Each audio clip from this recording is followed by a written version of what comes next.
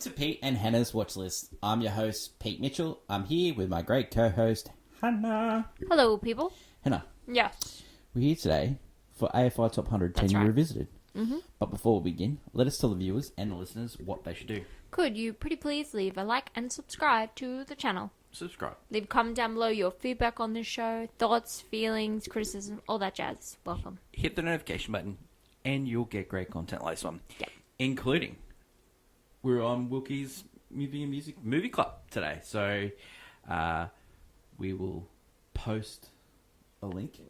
Yes. And catch a story into Instagram.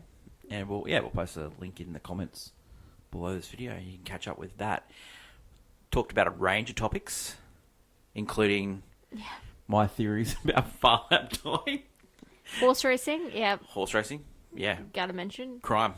Boy, I don't know. Also, this week, what's next? Huge episode. We watched Bridget Jones. Captain America. And Heart's Eyes. Yeah. So, yeah. And then movie news. Great feedback on our part one of our Best Picture recap. We'll continue that this week with two good movies. Two dad movies. Conclave and A Complete Unknown. Yeah. Some of my favourites from last year. But, Hannah, let us get on to today's show. And today's show is all about AFI Top 100, 10 Year Revisited, movie number 39, Dr. Strangelove. That's right. Or How I Learned How to Stop Worrying and Love the Bomb. Yep. And Love the Bomb. Have I seen this? Yes. Have you? No. No, because it's your boy, Stanley Kubrick. Where do we watch it? We watched it on Apple TV. We rented that. You can also rent it on Amazon Prime as well. I'm not sure. Probably it's a Columbia Pictures, so, it does... Like a Paramount? No. Columbia, which is owned by Sony now. Sony, yeah. So it's, depending on where you are, the rights will be different. The elevator pitch: a general calls a nuclear bomb attack on the Soviet Union, the government tries to retract it. This movie was directed by Stanley Kubrick, and we've seen him on the list twice before for Spartacus and A Clockwork Orange, one that Hannah did not like so much that she did not rate it. Yeah. Wow. Yeah. No, just no rating whatsoever.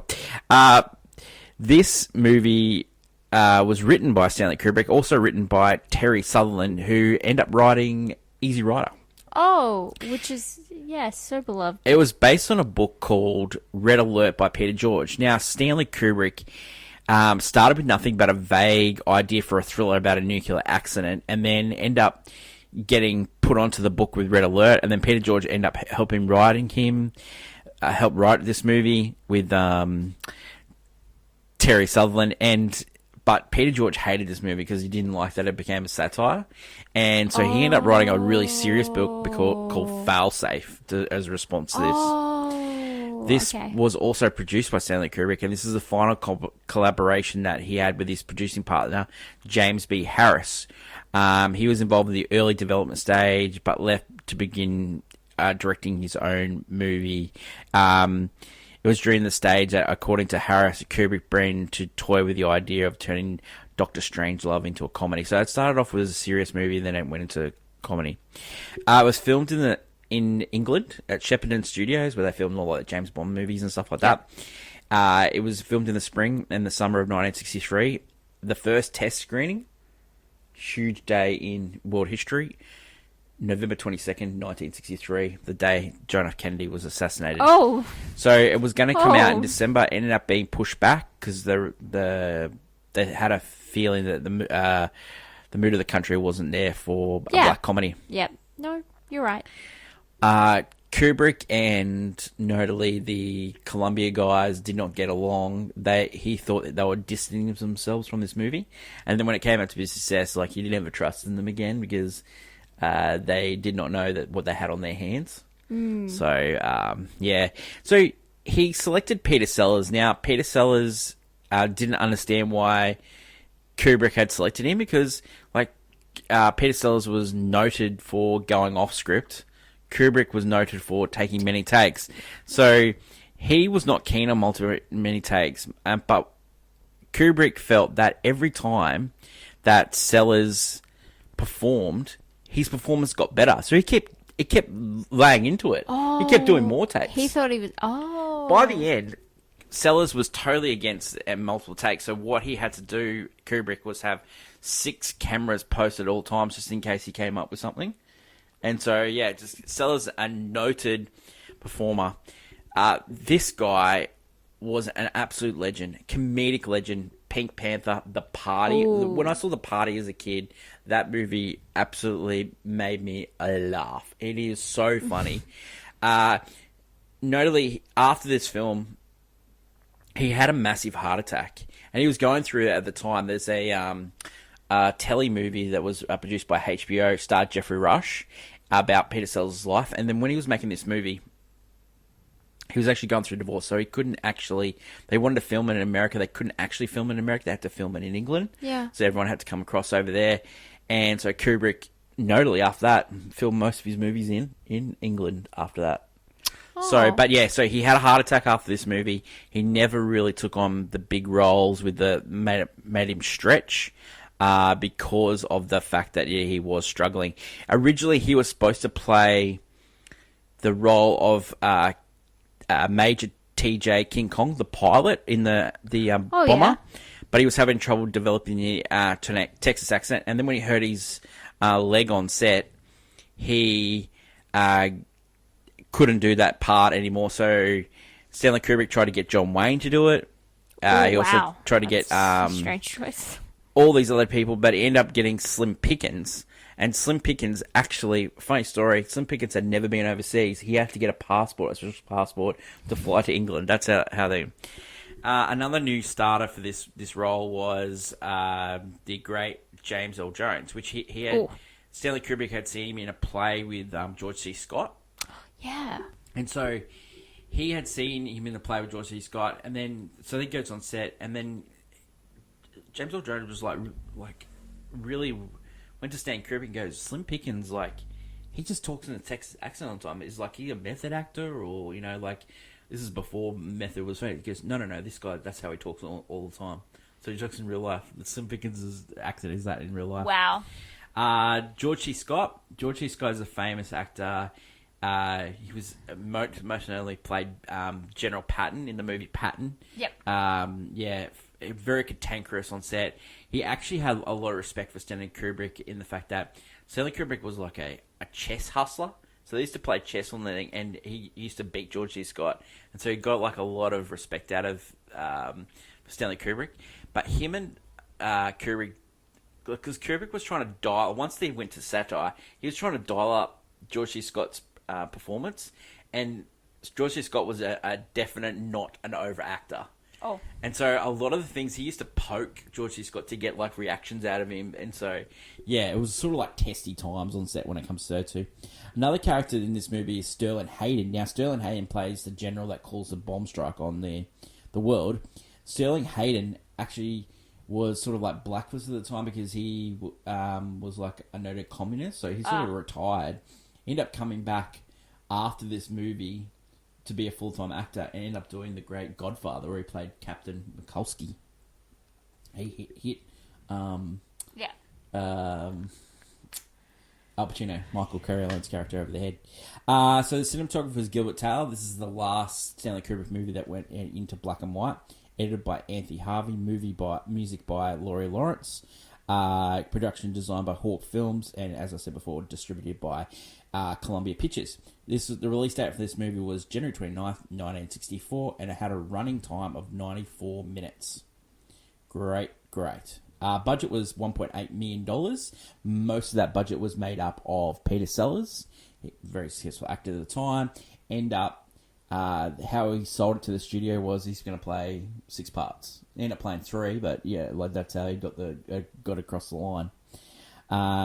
We're getting Peter Sellers really cheap in the end. Yeah. Box office was 9.2 million.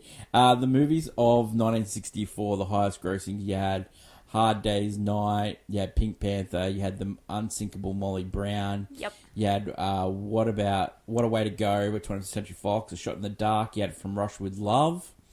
You had The Carpetbaggers. You had Goldfinger, so 2 James Bond movies in the same year.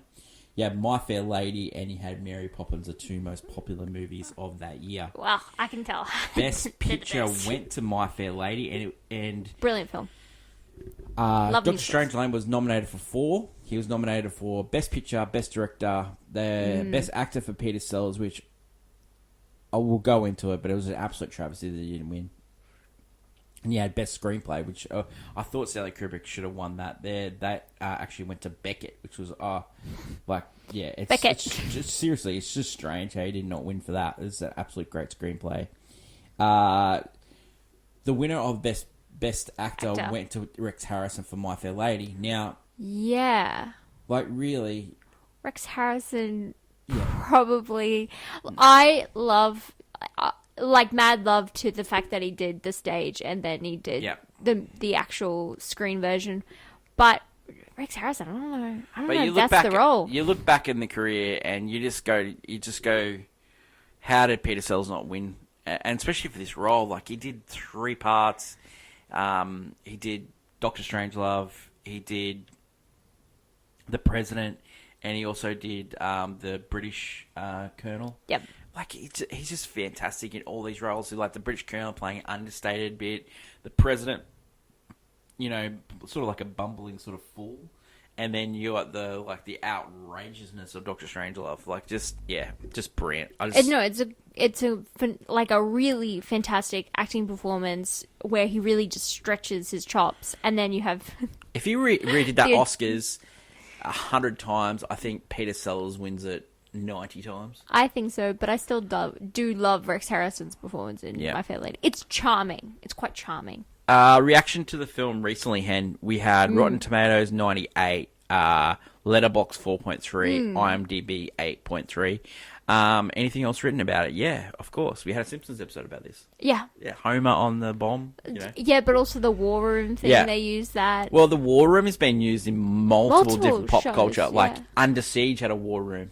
Yeah. You know, when Ronald Reagan became president, he said, okay, show me the War Room. And he goes, no, it doesn't exist. Yeah. I would be mad. I'd make mine. Yeah. Because it's so cool. So iconic. It is. There was talk of a sequel for this movie. So they did enlisted the scriptwriter Terry Sullivan to do a Son of Strangelove, and Kubrick had Terry Gilliam, who did The Adventures of Baron Munchausen. Also did a movie with Heath Ledger, Brothers Grimm as well. So yeah. The script was never completed because Kubrick passed away. Telegram ended up finding out that Kubrick wanted him to do that, and he said, it would have been unbelievable to do that. It'd be the strangest thing. So Stanley Kubrick ended up having he sort of it was a bit stage showish. This show ended up being produced as a stage show in 2023. Steve Coogan started in it. It does, yeah. And so it has stage notions to it. It does feel like that, especially how it's set, and the fact that most of it's either set in the War Room or set at a base or set in a plane. Like you don't. Yeah, I get that. It does feel play when you break it down. Even the dialogue heavy centric of the plot. Yeah. So along with Rotten Tomatoes 98, Letterboxd 4.3, IMDb 8.3, critics at the time absolutely loved this movie. They loved it. Like Roger Ebert made it one of his best movies of all time. G. Siskel made it one of the best movies of all time. Like the critics absolutely loved this. They adored this movie. Yeah. Hottie hot take time, clickbait on Thursday. We always do a segment on movie news, and it's Hottie Hot Takes. This week we covered some streaming movies. We also covered Best Pictures and our Hottie Hot Takes. Hannah, Hottie Hot Take for this movie? We don't get professionally done black comedies like this anymore. We get black comedies, of course, and we get many comedies that go by the wayside. However, they're never put on a pedestal like Strangelove, or even when you go back to the Marx Brothers movies or Chaplin, right?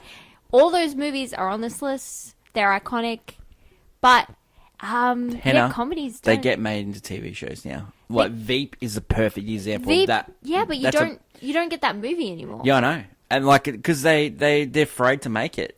So Veep, end up being a really successful. That is a black comedy by Amano Mimuchi. Yeah, playing fun at the political power, 100%. but also you have even like The Office is similar, where it's poking fun at daily office things with some of its humor. But yeah, you don't get that like that.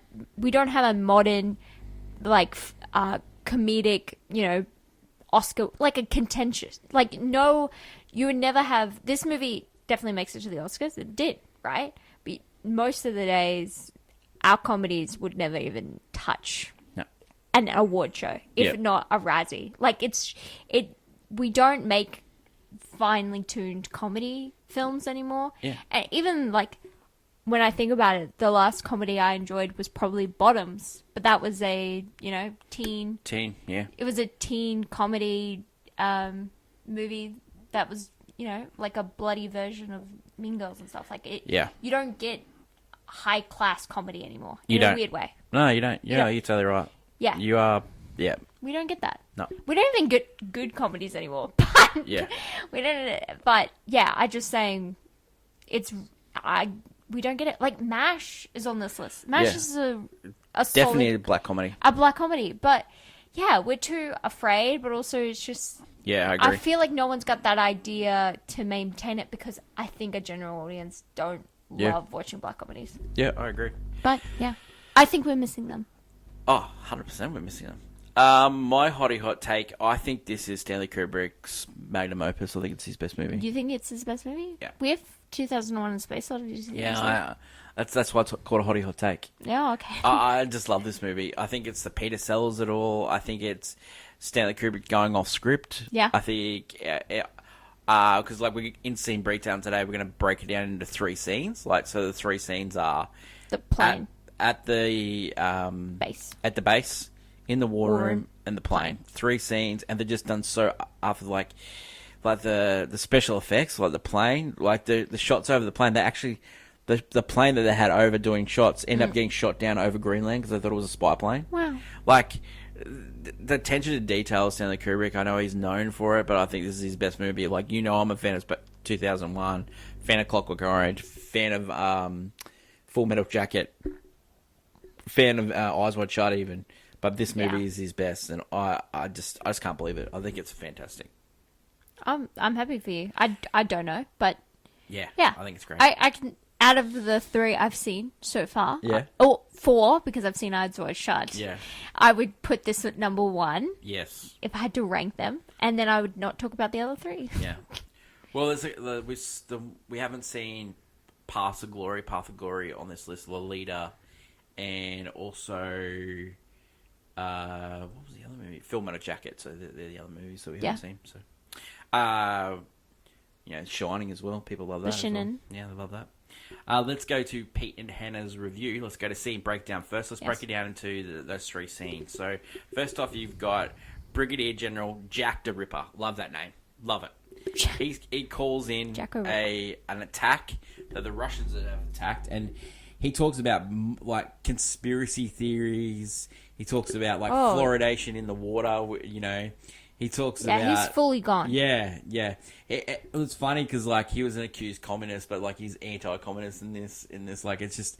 Yeah. Mandrake, who's played by Peter Sellers, he's sort of like this serious British guy. Who's like, yeah, I don't... Okay. Yeah, I don't think this is happening, but why don't you give me the code, It's just brilliantly played. He tells all the... men that are under his command that they're going to try and take the base. They want us to call back the bombers. We can't do that. Unbelievable. Just brilliant scenes. The scenes with Mandrake when he is the only one alive, and he's narrowed it down to 2 passwords, 2 codes. And so the guy said, like, I think you're dodgy because you're British. He goes, no, I need to speak to the president. And then so they go to this phone. They won't let him call collect. He ends up the captain sort of like shoots the Coke machine, gets pennies out, puts the pennies in the phone, ends up calling the president, gets a code. Like it's just brilliant. And like Peter Sellers plays it so understated, but just so regal. It's really yes, good. Yeah, it's something unique about it. Oh, it's amazing. I just love it. The next scene is in the war room. Now, just some iconic like lines in this, like, you know, it's not on the big It's board. not on the board. It's not on the big board. You're gonna show him the board? You're gonna show this guy? You're gonna show the commies the board? because you get General Buck. The Ruskies. You get General Buck Turgison, who's played by George C. Scott. He gets a call because he's sleeping with his secretary. Oh. He gets a call he's got to come across. He gets, That's one of my favorites. Is just the secretary has also a relationship with whoever's on call. Oh yeah, 100%. And pretends to be all professional, and then she's like, "Oh, like he can't come right now." Yeah. She's Well, so they're around the big table, and the table is just absolutely huge. Like, It's this so is- comical. It's comical. And so Like, they get Turgison to tell his story, and like so he starts talking, and then he ends up telling the president, which is played by Peter Sellers, which is President Muffley, great name. He ends up telling him, I think we're already committed here. Let's just go all in and let's take the Russians out. The Ruskies. And then the president says, we're going to invite the ambassador down here, and then we're going to tell him. Yeah. And so it's like a big buffet. It's a huge buffet. Yeah, it's catered for it. A catered food venue. You're going to let him show the big board, all this stuff like that. So he gets him down, and George C. Scott is so paranoid. Like he anytime he like goes for a pocket, he sort of tries to tackle him. He's worried about like taking.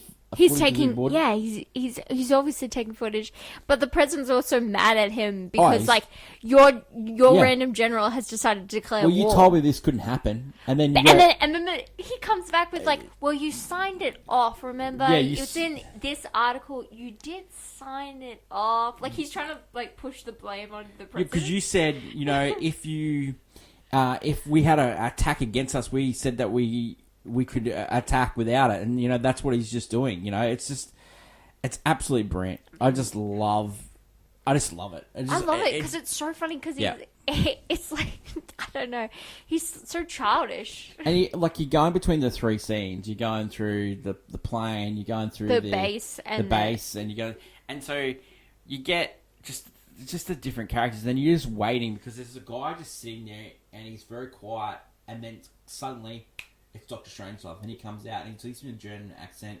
He's like stopping his arm from highly Hitler. Oh, it is just like hilarious. Like he's falling out of the wheelchair.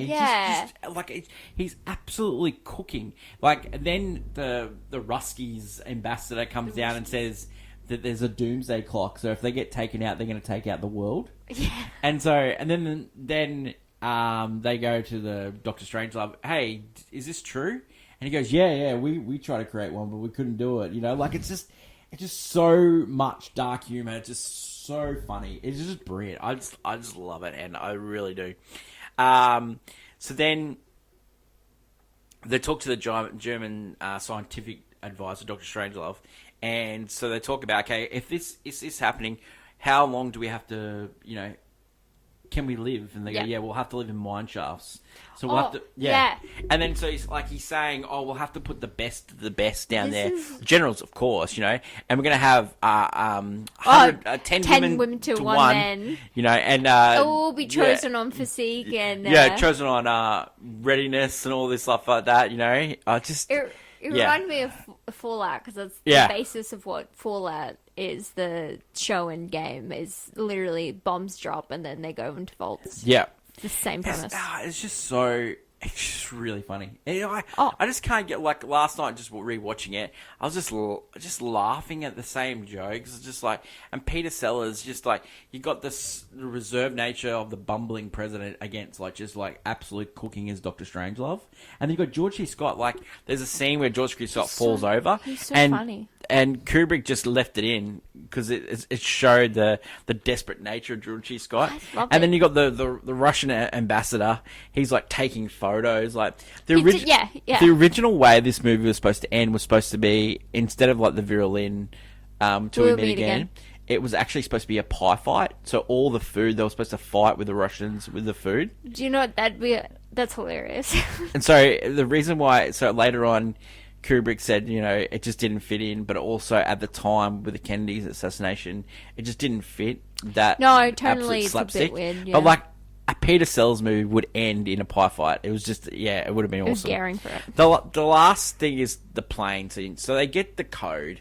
They go through the perfect procedure when it comes to getting the code and all that. Yeah, no, and then they're following. in the safe, like, so there's one safe full of like top secret things, and on the other safe, the captain of the plane gets a cowboy hat out and puts a cowboy hat on. Because, like, he's like, this is what happens when we go down on this plane, is like, he then wears a cowboy hat, goes all fully. Yeah. I think the pilot very much is aware, like, this is it situation. Yeah. So he tries to, he's just having his fun. So all those things are happening, and they're getting ready, and then they go, oh, this is serious, and they try to get word out, is this real? It's real. They get shot at, all the things go... They fly low. Then they have to go to somewhere else to shoot the things that are running out of fuel. Then the door won't open. To then the bomb, yeah. You get him in, and he's tapping on the bomb, and it falls out. It's just so fun. It just works. And, like, could you imagine that part being played by Peter Sellers? It would have just been off. Too much. It would have just been off the wall. It would have just been how good. Yeah, but it was funny because that flight is just like, you have everyone taking it seriously, and then the pilot, just like the captain, being just completely ridiculous in that, as the pilot. Oh. Like, he's taking command, obviously, Yeah. doing his job, but it's just so funny because he's just like, boys, we got this, like, we'll be remembered. You go back to the war room, and the president is talking to the Russian president and goes, okay, we've got all the guys turned around. You've shot down 4. No, we only shot down 3. One's got through. Okay, well, you got to go kill him, Mr. President. Like, we can't do it. You got to go do it. Why do we have to do it? Like, they're fighting on the phone. Like, I really like this movie. I don't know what it is about it. Like, there's also like this movie where, very much its humor is in its dialogue. There's a lot of just like, even if you look at the background, there's a scene in the base camp where they're actually fighting. So there's like bullets and guns going everywhere, and then it's like committed to peace on a board, just right there. Just so many Easter eggs. Like when the Sterling Hayden's character, General Jack O'Ripper, like, it's just so funny. Is getting Turd Ferguson to feed the gun with bullets. It's just like, how funny is that stuff? It's just brilliant. Yeah, it's using comedy, political, like, all this stuff works. It's a balancing act for sure, and it works perfectly in this movie. How good was young James Earl Jones? Like, very attractive young man. Very attractive. You hear him instantly, like, that's James Earl Jones. Yeah. That's it. Yeah, we're doing the code. Okay, Hen. Reasons to see this movie. Peter Sellers, absolutely brilliant performance. It is just iconic. It's, comedians, definitely. Like, I would have loved Kubrick to work with, like, Jim Carrey. Like, because, like, he got the best out of Sellers. You're saying if he continued the comedy route, he would have made these fascinating. Yeah. Unbelievable. Like, reason to see is like they do take the PIISS out of like a serious subject, and at the time, people were so scared of the nuclear bombs. Yeah, and like, this film was trying to be like, I wouldn't say diffusing it. Funny that up. That's good. But it honestly playing a joke, because it's really funny when you look back on it. Like, there was, they would have like kids in classrooms do like training for the bombs, even though in reality, if a bomb hit, that's not going to do anything. But yeah, they're scared, and he decides to make a movie just, making fun of the situation, because in all likely that's how it happens. Like, one guy messes up, and then a war happens. 100%, Hannah. 100%. He's just playing with it, yeah. And everyone's just like, ha ha, but it works. It totally works. It really does work for me. It's an uncomfortable funny that you just need to laugh at, because sometimes that's the situation. Yeah. It's the cards you're dealt with. You just have fun with it. Oh, it's so true, Hen. You are so right. But I think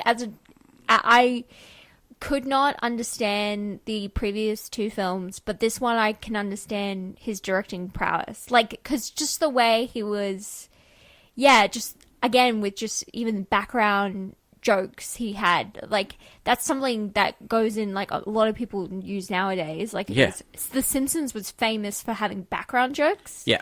And like I can see it in this. I just can't believe that he didn't do this again. Like, do this again. Like comedy-esque. Yeah, I know, like some people do think that Eyes Wide Shut's a comedy, but like I don't know. I don't know. Okay, Hen, do you think this movie deserved to be on the list? I think this movie definitely deserves to be on the list. Oh, I think it's 100% on the list. I would argue the other two now, especially Spartacus, because it feels so out of place. Fair enough. But definitely this deserves to be on the list as not only a comedy, but at the time, like, you're having like the whole bomb situation, and then you're having this comedy that comes out. Yeah. Yeah, and he understood the political and landscape, and he was able to do it. Like, honestly, if people didn't like this movie, that movie flops and is like it goes to the bottom of the list and no one talks about it because everyone was really charged at the time. So it's this movie originally was 13 spots higher. I think it actually it should be in the top 30. I think this movie is it deserves it. I think I really do think we're going to talk about 2001: Space Odyssey later, but this movie for me it's iconic. Would I watch it again? Yes. Would I get it on 4K Blu-ray? 100%. Yeah. Would I watch again? Yes. Rating for this one, for me, it's a banger. Oh yeah. Yeah, I'll go with that. I think I personally won't. I don't know where I'd put it on. For me, just because, I don't know, I'm not the biggest fan of Kubrick's work. But this one makes sense. I think generally speaking, it makes sense. Maybe it should have definitely won awards it was nominated for. Because it holds up. 100%. Probably holds up better than My Fair Lady. That, it does. That is it for today's show. It's a gorgeous film. My Fair Lady doesn't deserve to be on this list. It doesn't. It's not on the list. Well, I'm just saying, it doesn't deserve to be on this list. But I could argue. That is it for today's show. Doctor Strangelove. Loved it. Next Worth week, the watch. movie number 38 is The Treasure of Sierra Madre. 1948, Warner Brothers movie, directed by John Huston. Second movie on this list for John Huston. The other movie was African Queen. Thank you for everyone for listening. Don't forget to like, follow, and subscribe. Leave a comment down below your thoughts on Dr. Strangelove or how I learned how to love the bomb. Anyway, wow, great episode. Thank you. Look forward to seeing you later in the week with all the content that we've got coming up on the channel. And until we meet again, long live cinema. That's my lovely co-host Hannah, and it's bye for now. Bye.